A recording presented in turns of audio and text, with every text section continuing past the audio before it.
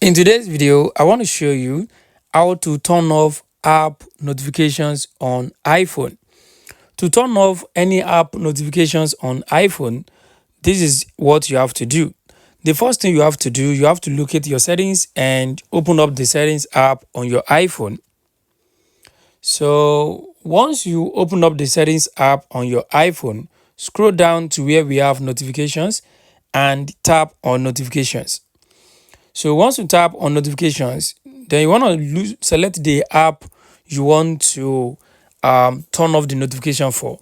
So let's now select any app, select Canva.